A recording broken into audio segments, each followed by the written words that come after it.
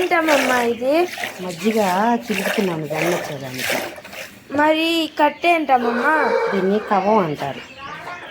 ఇది మా అత్తది. ఇది అంటే తాత వాళ్ళ నానమ్మది. అప్పటి నుంచి ఇది వస్తుంది.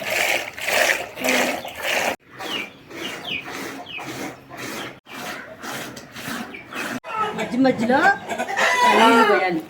చల్లటి నీళ్ళు పోసుకుంటే బాగుంటుంది. ఎండాకాలం కదా, అందుకు చల్లటి నీళ్ళు పోయాలి. శీతాకాలం అయితే మామూలు నీళ్ళు కొంచెం గోరెచ్చని నీళ్ళు పోయాలి.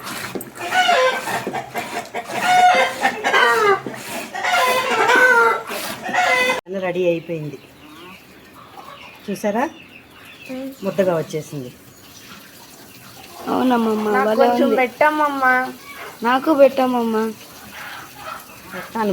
మీకు చిన్నప్పుడు తినేవాళ్ళు దీన్ని. నేను మజ్జిగ చెప్తా అంటే వచ్చి ఐస్ క్రీమ్ అని తిని మోషన్స్ అయినాయి. ఎక్కువ బాగా తినేసాడు, వద్దన్నా కూడా అనకుండా.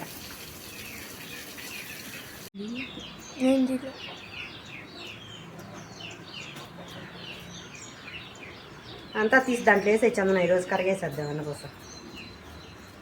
అమ్మా నాకు కొంచెం పెట్టమ్మా. అరగంట పెట్టి కొంచెం